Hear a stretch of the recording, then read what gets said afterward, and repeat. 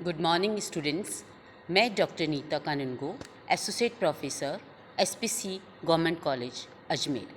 जैसा कि अपन ने पिछले टर्न पर कोऑर्डिनेशन कंपाउंड्स के कलर एंड प्रॉपर्टी को डिस्कस किया था, आज अपन इसी कड़ी में आगे कोऑर्डिनेशन एंड ज्योमेट्री, उप संयोजन संख्या एवं ज्यामिति के बारे में पढ़ेंगे। सबसे पहले जैसे ये नाम आता है कि कोऑर्डिनेशन नंबर क्या होता है, किसी भी संकुल में केंद्रीय धातु परमाणु की उप संयोजन संख्या उस संकुल की ज्यामिति एवं आकृति का निर्धारण करती है।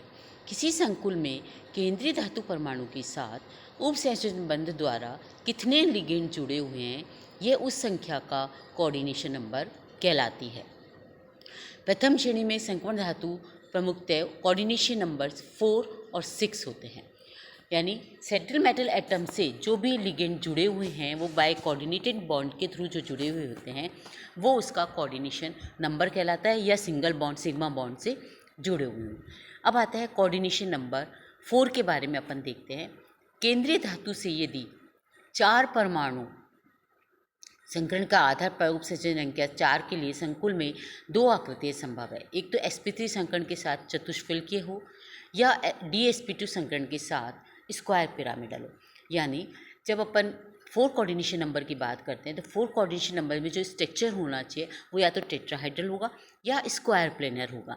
अब ये टेट्राहाइड्रल है, स्क्वायर प्लेनर है, ये अपन इस चीज़ का डिटर्मिनेशन जो है इसके कोऑर्डिनेशन की ज्योमेट्री देख के अपन इसका निर्धारण करते हैं।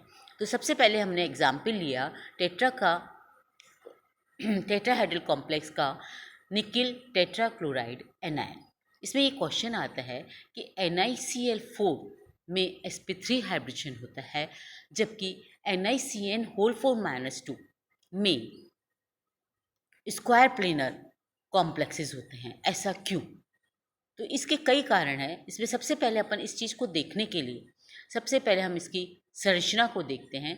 तो संरचना में चूंकि निकिल 4 कोऑर्डिनेशन नंबर है, sp3 संकरण होना चाहिए, तो निकिल का हम 28 इलेक्ट्रॉनिक कॉन्फ़िगरेशन लिखते हैं 3d8 4s2। जैसा डायग्राम में दिख रहा है कि 3d8 में d में 8 इलेक्ट्रॉन है, 4s में 2 इलेक्ट्रॉन है। अब निकिल +2 कॉन्फ़िगरेशन का इलेक्ट्रॉनिक कॉन्फ़िगरेशन देखें तो s से 2 इलेक्ट्रॉन निकल गए और हमारे पास 4s से 2 इलेक्ट्रॉन निकल गए, 4s और 4p खाली हो गया। अब निकिल क्लोराइड Cl4-2 का इलेक्ट्रॉनिक विन्यास देखें तो हम ये देखेंगे कि चूंकि हमें यहाँ पर क्लोराइड लिगेंड है, यहाँ पे जब आते हैं तो हम ये देखते हैं लिगेंड कौन सा है।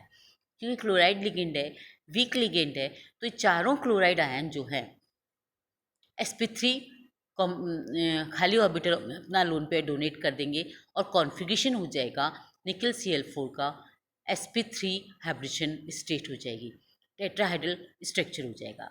पर इसी के जब हम निकिल +2 आयन के संपर्क में साइनाइड आयन जैसे प्रबल लिगेंड लाते हैं तो ये अयुग्मित d इलेक्ट्रॉन जो है वो युग्मित हो जाते हैं और एक रिक्त d कक्षक उपलब्ध करा देते हैं।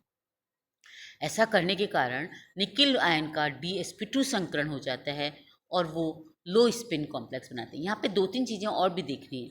यहाँ पे मैंने देखा निकिल Cl4 में 2 अनपेयर्ड इलेक्ट्रॉन है, तो ये इनका मैग्नेटिक मोमेंट 2.73 होगा और ये पैरामैग्नेटिक इन नेचर होंगे।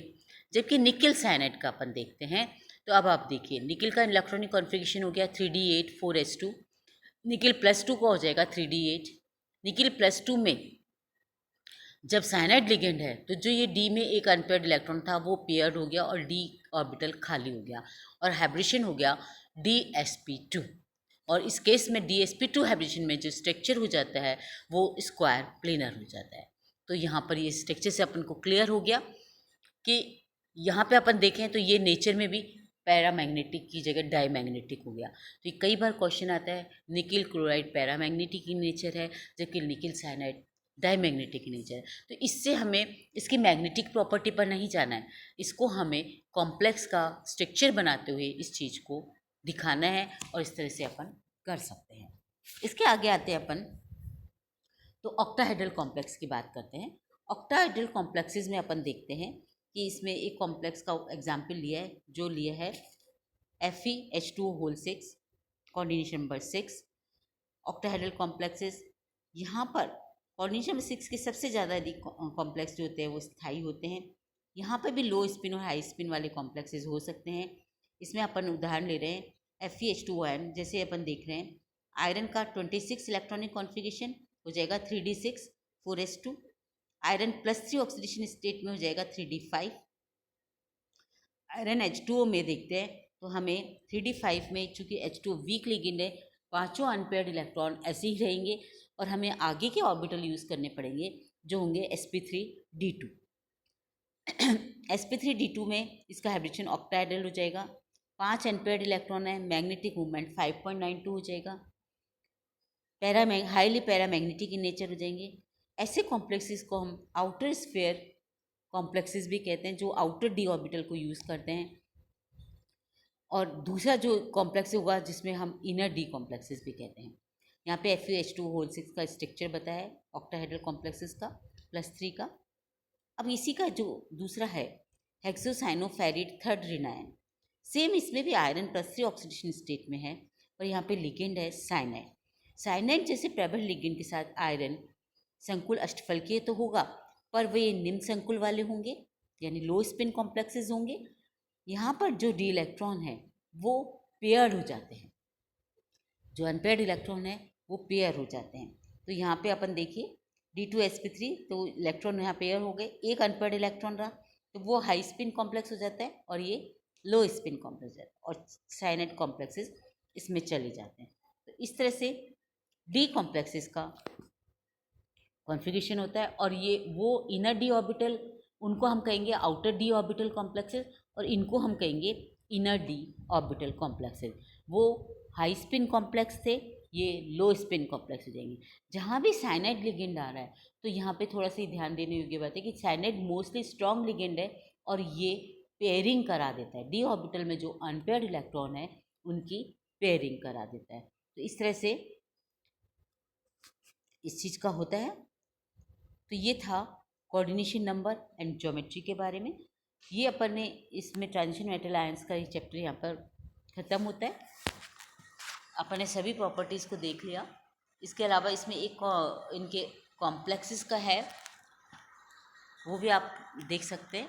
बाकी कोऑर्डिनेशन नंबर एंड ज्योमेट्री जो है इससे रिलेटेड कई बार क्वेश्चन आते हैं, और यही चीज़ जो है अपन कोऑर्डिनेशन कंपाउंड वाले चैप्टर में भी स्टडी करते हैं, तो वहाँ पर भी ये काफ़ी काम में आता है कोऑर्डिनेशन नंबर एंड ज्योमेट्री। इसके कई इंपॉर्टेंट क्वेश्चन एग्जाम में आते हैं। Thank you.